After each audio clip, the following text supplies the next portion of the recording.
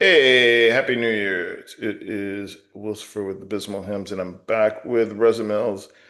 As promised, we're continuing our trek through the decades. Even as we're entering 2026 here, we're gonna go through the top five albums of 2005, which was now over 20 years ago. And it was a really rough year for music. And we've talked about in these how it seems like every 5 years there's that transition into whatever the next big kind of musical trend is going to be. And this was definitely a transitional point for this decade. What are your thoughts on it? Oh yeah, absolutely. I mean, I don't know what the situation was like in the States, but here in the UK, we had some absolutely appalling music. I mean, especially in the indie world. Jesus. I mean, the worst band ever created, Kaiser Chiefs. They brought out their debut album, Employment, which really I wish they would have got real employment. We wouldn't have had to suffer their awful music. And then bands like Block Party, and then the whole spate of that weird garage rock revival, which really wasn't that garage rock. I mean, we weren't talking MC5 here, it was just a bunch of indie bands who were tuned up a little bit. So, yeah, as far as indie was concerned, it was pretty terrible. However, I do feel that I managed to scrape together five reasonable choices. I mean, I'll let the listener, viewer, whoever decide that one, but I'm quite satisfied. Oh, one thing I forgot to say, actually, I was just looking at this list of albums from 2005. You'd be delighted to know that Kelly Osbourne released a record in this year. All was not lost. I forgot that it even came out at this point. I can't remember if it was that awful song she did with her late father or not. I don't. I don't think so. Wasn't on. No, it wasn't on that. Well, It that's was like a weird pop thing. Yeah, I've got nothing against Kelly, of course, but she should definitely stay away from music. Right. Yeah, that's not her forte. She's probably more like her mom and more of like has like a business mind, probably. That would be Absolutely. my guess. Yeah, I mean, so you brought up indie rock, and I think that indie rock was really all that was coming out as far as like rock music. Um, it was clearly transitioned out of that MySpace era of music, Mm, um, which I think affected a lot of the heavier stuff. Because I mean, I was looking, and there was not like even a lot of hardcore. Um, no. that I found worthwhile. But you start off, give me your number one. Okay, man. Okay. So, a band who I'm kind of a little bit hit and miss with sometimes, even though I like the participants. I'm talking about Sun O and their album Black One. Um, this was my first exposure to them. And I remember this as well as White One and White Two. And I really like Greg Anderson and I love Southern Lord and I like a lot of his own projects, Engine Kid, etc. But Sun O sometimes they seem to appeal to awful people like that bloke who does the needle drop thing. I don't know if you know him, Anthony. Yeah. No, that really Mr. Potato Head, and the boring hip hop he seems to present us every week. But seems to appeal to that crowd.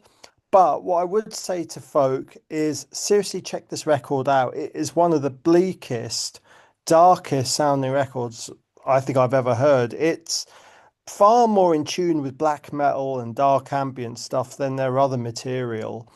And it's got guests like, excuse the pronunciation, Ashter and Leviathan, and I think the guy from who was in Mayhem as well, Attila, also guested. So yeah, a much darker direction for this band, and just honestly, but the best way to listen to this, I would say, by candlelight.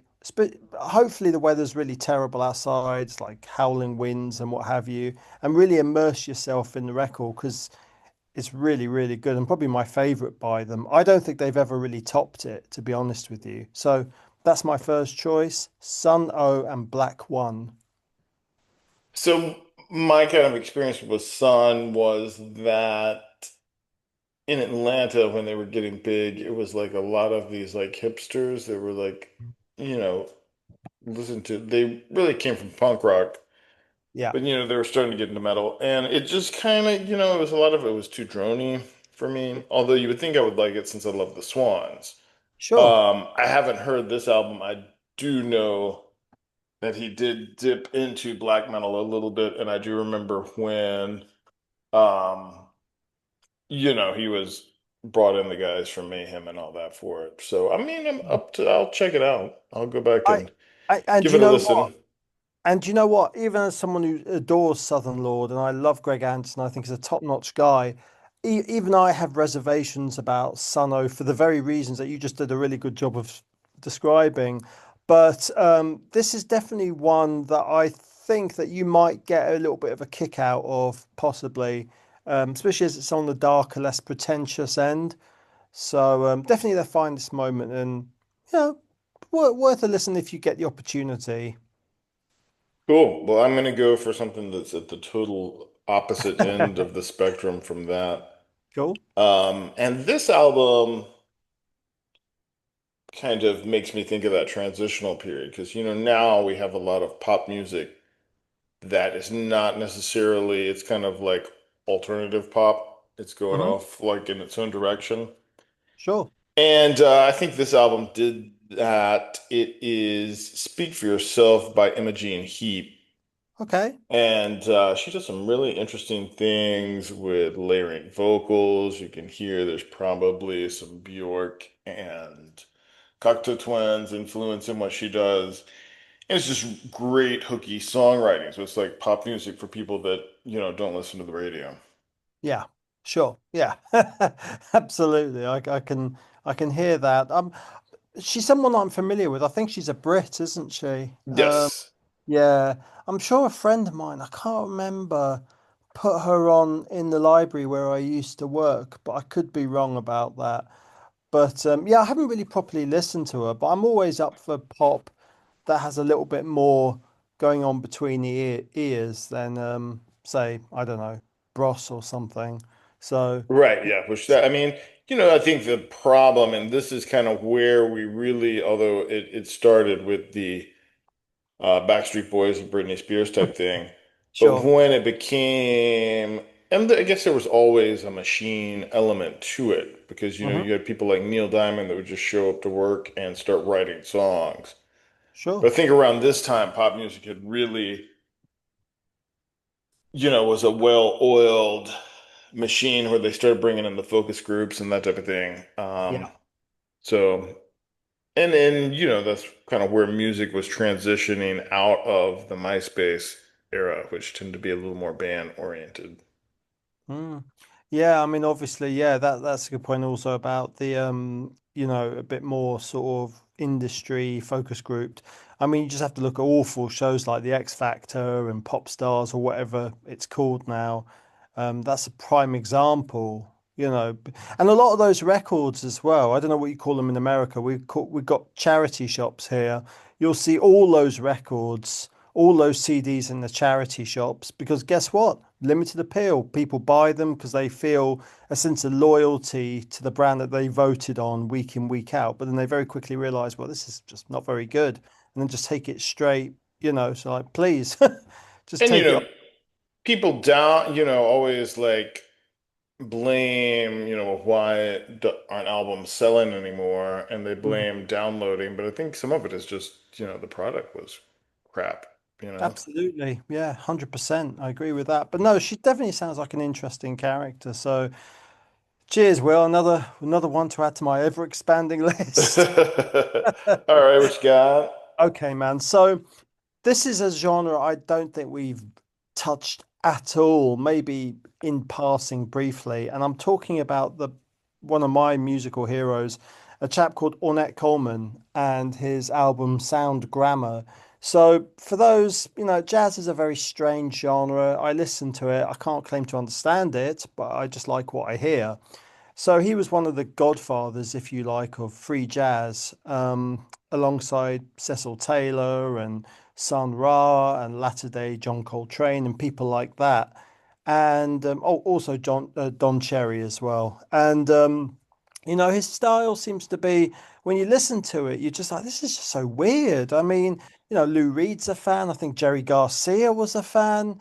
And then he influenced hardcore bands like Saccharine Trust. And I'm sure Patton somewhere along the line also dug him too.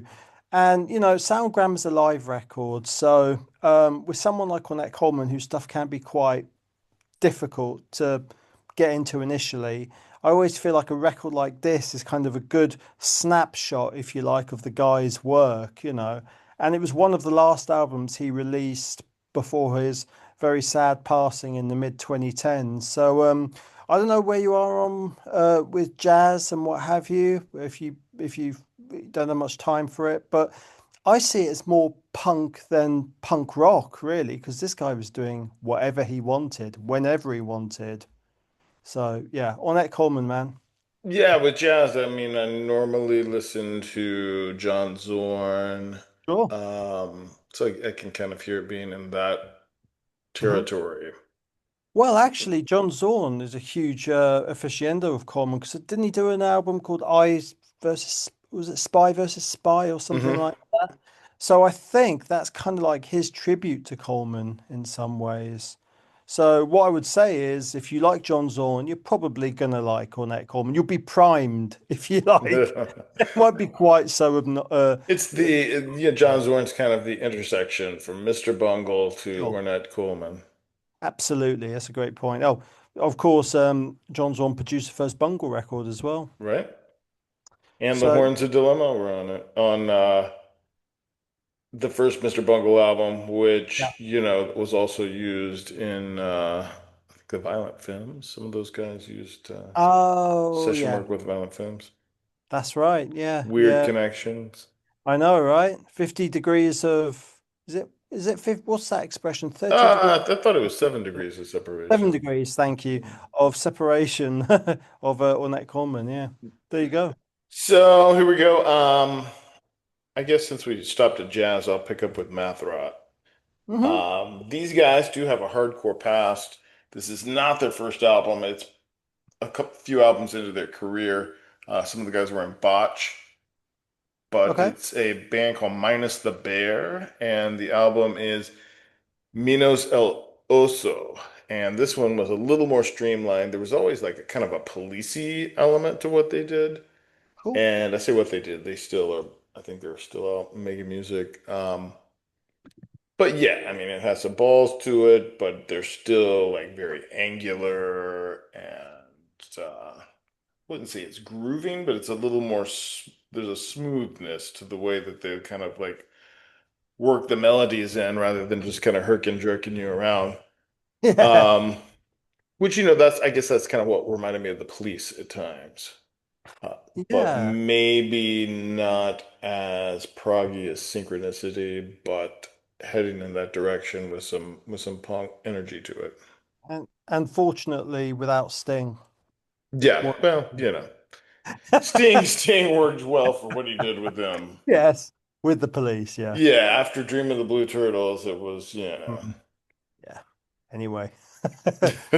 Oh, actually, you say that just before Dreaming the Blue Turtle, he was in June with that ridiculous jock strap. Oh yeah, that's right.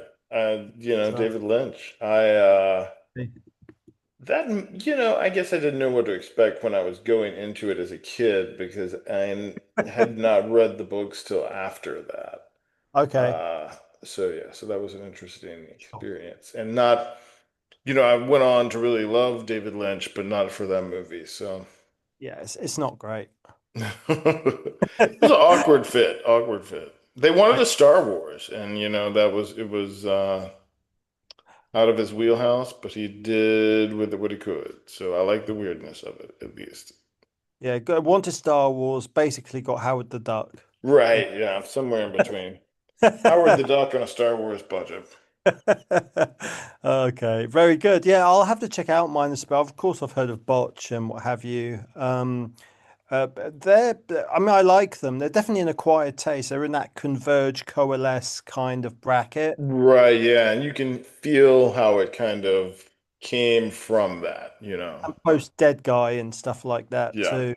Yeah, but I've got no issues with that Yeah, stuff. we're No, checking out. absolutely. All right, man. So I'm going to go to something a little bit lighter than maybe Minus the Bear, and a band that I've really liked for quite a while. They're a band called Broadcast, and they're from Birmingham here in the UK, and they did some records on Warp, and they I think they were initially a duo, really. I mean, there's other members who help out, but they were initially a duo of Trish Keenan and James Cargill, and sadly Trish has passed away. But yeah, but to describe their music, it's kind of dreamy pop. It is a little bit of psychedelia. There's some. It's post rock, something called hauntology. I don't really know what that is. I think it's grabbing samples basically. And the album I'm gonna pick is their record Tender Buttons, which it is actually their final album, unfortunately. But it's a really cool sound. She's got this really beautiful ethereal voice. So I think, it wouldn't be too far removed if you were into stuff like the Cocteau Twins, and if you liked Mazzy Star and Slow Dive, and maybe even Stereolab to an extent, then I think these guys would definitely appeal to you. Okay, I'll have to check them out. I remember the name, Sure. and I guess I kind of lumped them in with. I assumed that they were like MySpace emo type music Oh no. when. Um, but yeah, I definitely kind of dig that sort of thing. There were some other bands around the time that were kind of like I guess the ones that come to mind are like Blonde Redhead and Yes. Yeah. that type of thing. I can Sure. see Yeah, being a absolutely. branch off. I think you would really appreciate them. They sort of there's kind of like sort of references. I presume they're a bit older than us, to be honest. So there's references to 70s kids shows here in the UK, 60s pop. So it has kind of a slight, I suppose some would say, hipstery sort of kitsch appeal, but Hmm. it doesn't feel pretentious. It feels a little bit more seamless than How would some. you compare it to like Coco Rosie? Yeah, that sort of thing. Yeah, Okay. I would. Yeah, that type of thing. As I say, it is dream pop, but it's maybe a On few the more courtier songs side, in there. Yeah, not quite as like, not with the weird vocals of Elizabeth Fraser, where lyrics where you got no idea what she's talking about. right? You could actually, lyrics a little bit more decipherable, but Okay. yeah, you might get something out of it. All right. Well, I got an album that will kind of branch off from that. Cool. It's a band called Mew, and they had an album called And the Glass-Handed Kites. Yeah. They were more like Cigaros, I suppose, would be a better. Like if Cigaros was trying to make more accessible music and were not afraid of dipping into Radiohead territory, um, I think that would be a good connection. You can hear where they are, another band that's kind of influenced by the Cocteau Twins in some of the atmosphere that's created. And there's a very like ethereal, but in a kind of fairy wonderland manner that's being presented in a not prog rock, but kind of less rushy. So Yeah. I I don't saw know. them actually. They were supporting I remember I went to see Nine Inch Nails and Jane's Addiction. They were supporting them too up in I think it was in Manchester actually. That would have been a weird bill. Yeah, they were really good. I mean my friend who was with me didn't think much of them, but I really enjoyed what they did. I thought they're probably the best thing there actually. The only thing I would say about this particular record, that album cover is absolutely horrible. Um, it is terrible. Quite creepy actually. I guess that's what I like about it. It was Yeah. cool. Yeah, I'm a Looks wuss. looks like something from The Thing. I know, right? It's like, oh God, I don't want to have that on vinyl. I wouldn't be able to get to sleep at Did night. you ever see the videos that they released from this album? It was like a bunch of stop motion animation, but of little bears and things like that. Oh, I think it was just as odd. Yeah, I mean, but that was their odd was their bread and butter. But Oh. I mean, they were Danish, so that they're from I think Copenhagen, so I'm sure Yeah, that that's right. factored in some. Oh yeah, absolutely. It's good to know there's more to Denmark than just Lars Ulrich. Right. Well, King Diamond. Well, oh yeah, very good point. Yeah, Yeah, and he's the king of the Danishes. yeah. He's Yeah. the bear claw. Um, All right. Okay, nice one, man. Yeah, good choice. cool. So I'm going to up the tempo somewhat and get even stranger. I mentioned Patton earlier in passing. So, obviously with someone like that, he has got a ridiculous number of albums to his name. And I've never really cared for Tomahawk. I like Mr. Bungle and Faith No More, of course, but the band that I always loved the most of his is Fantomas, and I'm talking about their album Suspended Animation. Um, I don't even know how to describe this. This is like if you imagine like a grindcore version of Looney Tunes. It is possibly the strangest album I've ever heard. It like 30-second bursts. I'm just trying to find the name of some of the track listings actually. It's kind of I don't know if you're familiar with this record, man, but honestly, it makes their earlier stuff seem like the Spice Girls by comparison. It's so strange. And some of the track titles, like this one called International Children's Day, brackets USA, Battle of the Flowers, brackets France, National Peanut Butter and Jelly Day, brackets USA. What on earth are they talking about? Um, so yeah, really heavy at the same time as being weird. We wouldn't really expect any more from him. And yeah, kind of sampled stuff as well. Just a really, really cool album. If it was 2000 and or yeah, no, 99, 2000, I would have chosen the director's cut, of course. But as it's 2005, I went with this one. Prepare yourself if you haven't listened to it yet. Um, it is just an amazing and bizarre experience at the same time. So, yeah, there you go. Fantomas and suspended animation. It's their last album, right? I think it is. Yes, Hmm. that's right. To date, at the moment, anyway. Right. So, and know that also was this one Terry Bozzio played? No, Terry Bozzio filled in a couple times when they were touring. Sure. But I think it was still Dave Lombardo in the studio. Yeah. Right. Who, I mean, if you look at the lineup, if you take out Buzz Osborne, Yeah. it's almost the current Mr. Bungle lineup. Yeah. Absolutely. Um, yeah, I never, I guess I bought the first CD for the first album. Yeah. Then I remember the director's cut, which you would think I would like because it's all like horror movie soundtracks, Hmm. being almost too atmospheric for me. Sure. Okay. Um, and then I just kind of lost touch with them. I mean, but then that's the thing with like, it wasn't too, I guess, far from this time where he released Peeping Tom, and there was he juggles so many projects. It's easy for them to get lost in the mix. I know exactly what you mean. I mean, that's the problem when you got someone as prolific as that. What I love about a record like this is it's just so far the other end of the spectrum to something like Mondo Cane, which is him doing sort of 60 covers of like 60s Italian pop or something. And Right. that's what I love is just that weird sort of juxtaposition. You can do something completely zany and weird like this, and yet be doing pop music on the other end. And yeah, I guess. Is he a bit too prolific sometimes? Yeah, I guess. But, in amongst that, I think there's some gems nonetheless. Yeah, I mean, he hits more than he misses. I think when he does miss, it's still the album that he sets out to make. Sure. My thing is that I have this, and you've probably heard me say this before. Mm. but it's always sounds versus songs.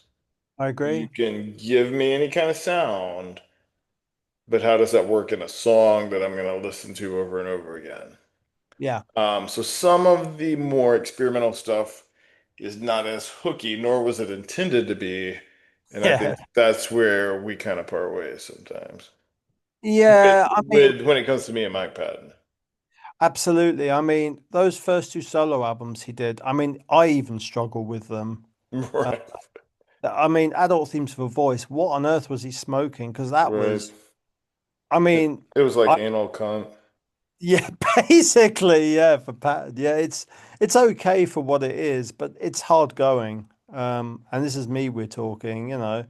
So if I struggle with it, then that's saying something, I suppose. But yeah. Cool. Well, I'm gonna pick rather than something that's in left field. For Hmm. me, the probably the most predictable album that you would think that I would bring up from 2005. Um, if you laid out the albums that came out this year and you were like, well, which one would Will probably like the most? Um, just because it's solidly back in my wheelhouse with my one of my favorite bands is Morning Sun by Fields of the Nephilim. Okay. I didn't even realize I Yeah, had an album out. it went under the radar. And Wow. goth music in general was kind of in a weird spot at this point in time. Mm. Um, but I can say the way that I hear it as being different from like the 90s stuff and 80s stuff is it's a little more streamlined. They don't go out on those really expansive, sprawling, dark swaths of atmosphere. Um, so to their credit, it's a little more song oriented in that respect. And you get to hear Carl McCoy. He just, even though they hadn't put out an album in a while, and at this juncture in time when this came out, his voice still sounds great. And yeah, it was a good note for them to kind of trail off and ride their horses into the sunset on.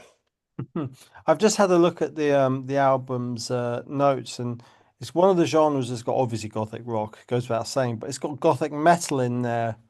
So I'm taking it's quite a bit heavier. Is that if I mean, that's all their stuff was kind of heavy. If you think yeah, about Dawn Razor, sure, they always had an undercurrent of metal guitar that bands like, you know, The Cure or Clan of Xymox sure.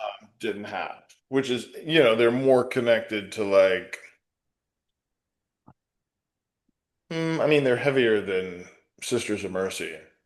So they'd probably be the middle ground between Sisters of Mercy and Typo Negative.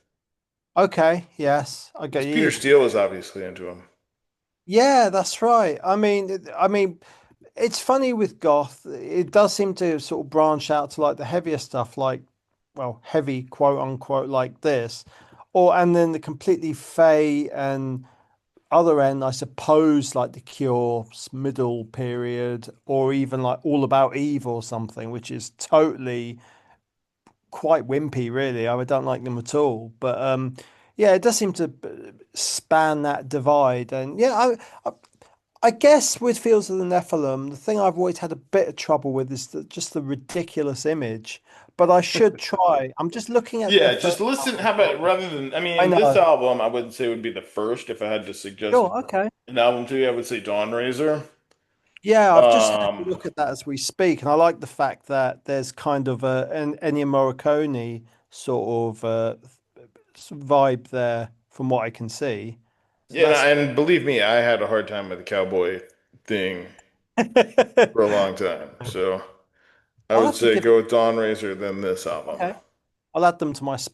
I know Spotify is evil before everybody starts chiming in, but I'll add them to one of those playlists in any case and All give them right. a listen.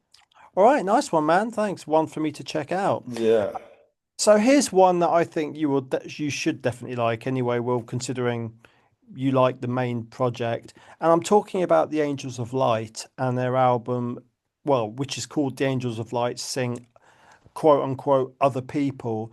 So Swan split in 98 initially, and then they reformed in 2010. But in that 12-year period, Michael Gira started to get into sort of folk music in essence. And that was already kind of implied in some of what he was doing in the late 80s. So the way I describe Angels of Light is if you liked Swan's cover of Love Will Tear Us Apart, then there's a pretty good chance that you're going to enjoy Angels of Light.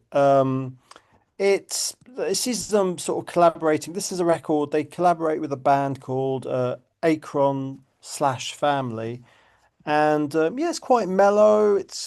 It's folk music is a bit complicated for me because some of it feels so sort of like twee and quite dull. And believe me, living in the northwest of England, we get a lot of really polite, really uninteresting folk music being chimed out. So in pubs up and down the street, honestly, man, there was a band that used to exist in this town called the Low Countries. Oh my God, that band could put a glass eye to sleep. They were that boring.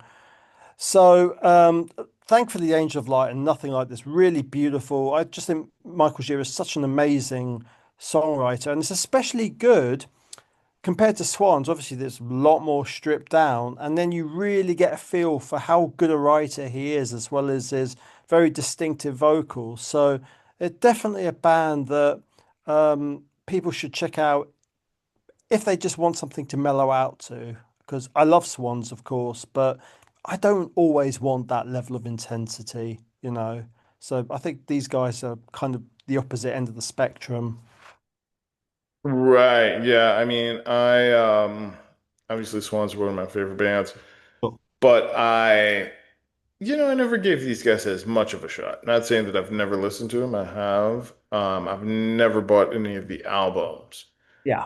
Um, because I wanted things to go back to Great Annihilator. Yeah. Um, so, Understandable. yeah. I get separation anxiety and all kind of issues that I take out on artists sometimes. When I can't accept that they're not making the kind of music that I want them to make. But yeah, when you go back and are a big boy about it, it's they're obviously he's a great songwriter and a great singer, and hearing his voice stripped down like that, I always liked. Maybe it's a good time now to go back and re-listen to it. I like it actually better than some of the jammy noise stuff in the newer albums. Uh, Yeah. It's interesting you say that actually. I mean, I really enjoyed Birthing. I had that in my Sleeping Shaman top 10.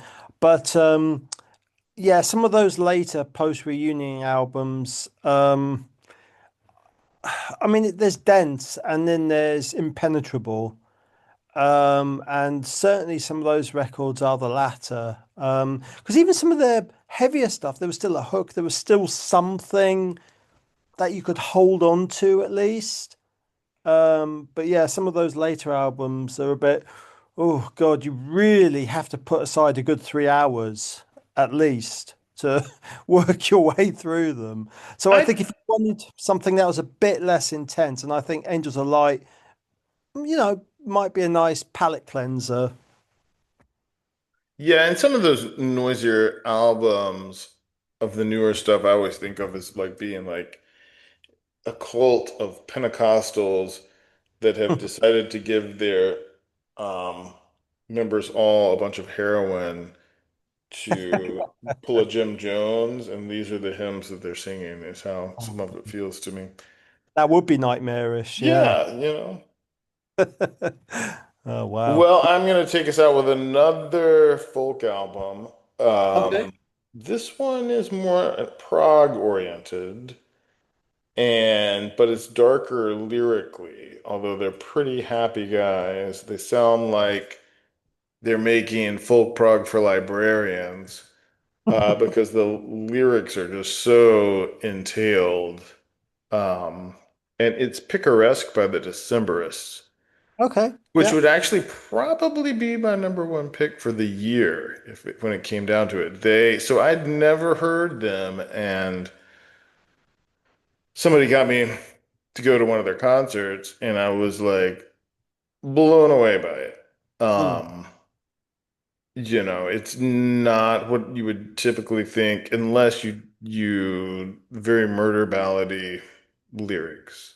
mm, But they're being sung, and you can tell that he's obviously influenced by Morrissey in his attitude. Not he doesn't have a baritone croon.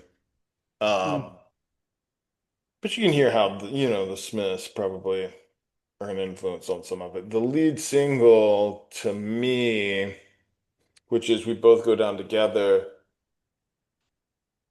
didn't get a ton of radio play, but it does kind of remind me of Losing My Religion by REM and some of the chord progressions. But overall, it's a great album. Yeah, Decemberists, a couple of things that I remember about them. I mean, I kind of lumped them in with the Shins a little bit.